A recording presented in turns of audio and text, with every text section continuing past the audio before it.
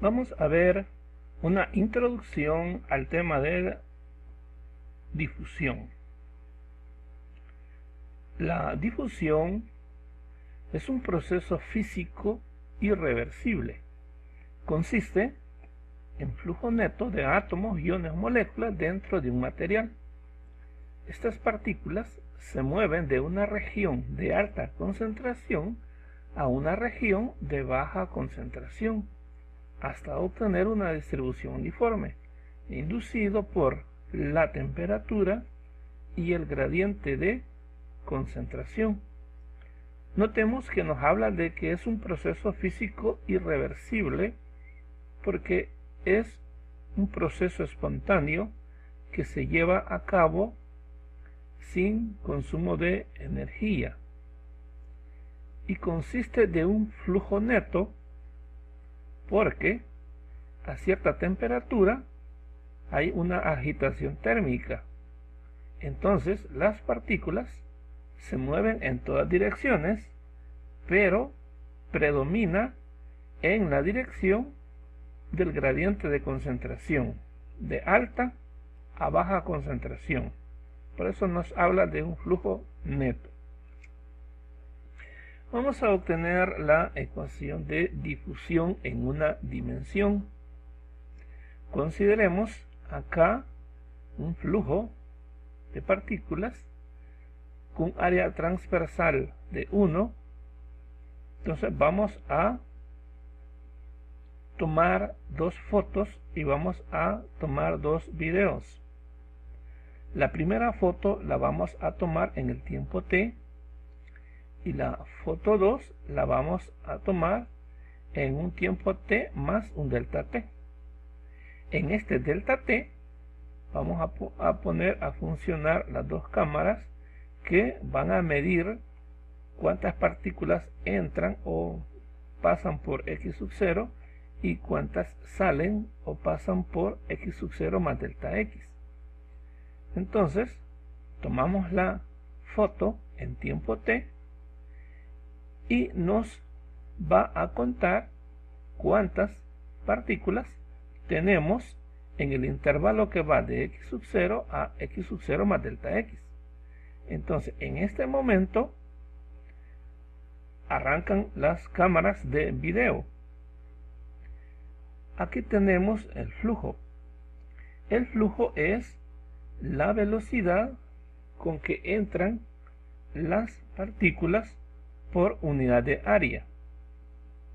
Entonces aquí tenemos cambio de partículas entre cambio de tiempo por unidad de área. Esto viene siendo como una densidad de velocidad, porque la velocidad de las partículas sería el cambio de partículas entre cambio de tiempo.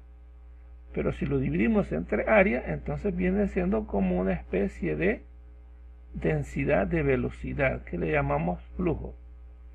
Entonces este flujo multiplicado por el delta t nos va a dar la cantidad de partículas que entran y el video 2 nos va a contar cuántas partículas salen. Ahora tomamos, en el momento ya que ha transcurrido el delta t, apagamos las cámaras y tomamos otra foto. Entonces tomamos acá y contamos cuántas partículas hay en el instante t más delta t. Ahora el cambio que ha habido en este intervalo. A la foto 2 le quitamos la foto 1 y nos da el cambio que ha ocurrido en ese intervalo. Pero también ese cambio lo podemos calcular como la cantidad de partículas que han entrado menos la cantidad de partículas que han salido, entre comillas, en forma neta. Entonces aquí tenemos ya una igualdad. Esta igualdad, aquí tenemos un delta t, sacamos factor común delta t y lo pasamos a dividir. Ahora a esto tenemos ya un cociente. Entonces aplicamos el límite cuando delta t tiende a 0. Entonces notamos que esta es la definición de derivada Y acá, como no tenemos el delta t, esto es una constante. Entonces el límite de una constante es la constante. Luego acá vamos a sustituir la n por la integral de la concentración por el de x. Aquí la concentración es en una dimensión, o sea, número de partículas por unidad de longitud. Entonces, al integrar nos va a dar el número de partículas en el intervalo de x sub 0 a x sub 0 más delta x. Aquí intercambiamos los operadores. Entonces, vamos a derivar la concentración con respecto a t. Entonces, cambiamos a parcial. Ahora vamos a resolver esta integral, pero lo vamos a hacer de esta manera. Esta derivada es otra función de xt, que le vamos a llamar f minúscula. Entonces, aquí vamos a reemplazar esto por f minúscula. Tenga en cuenta que la integral de la minúscula nos va a dar la f mayúscula con respecto a x. Entonces, la derivada de la mayúscula nos va a dar la minúscula. Entonces aquí tenemos la integral, sería la f mayúscula evaluado en el límite inferior y en el límite superior. Entonces primero en el superior menos en el inferior. Luego acá vamos a dividir entre delta x y a la misma vez vamos a sacar factor común menos. Entonces este sería positivo y este negativo.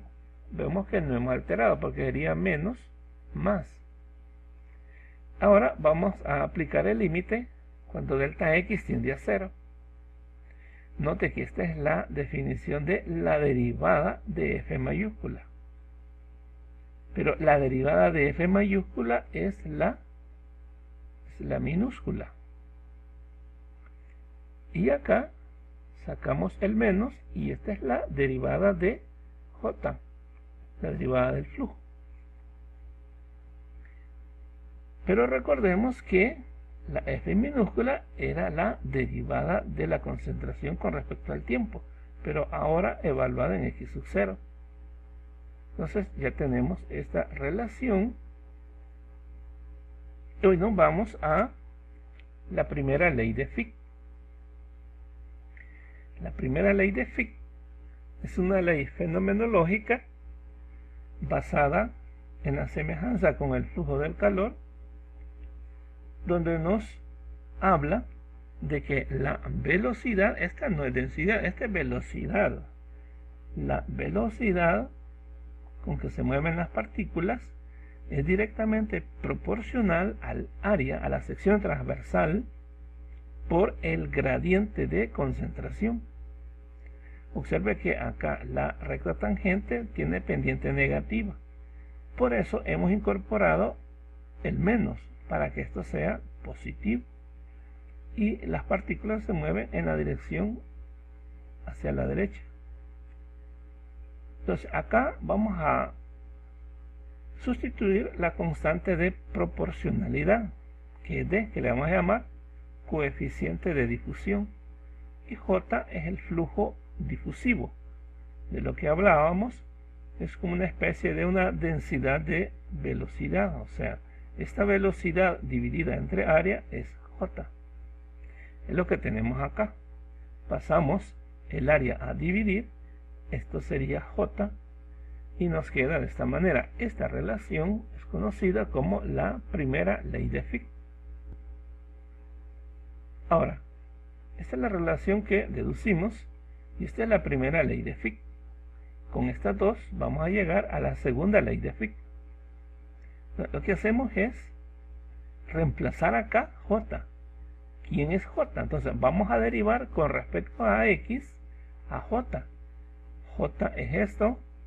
Entonces menos por menos da más. Y suponiendo que D es constante, sale de la derivada y tenemos la segunda derivada. Esta es la segunda ley de Fick.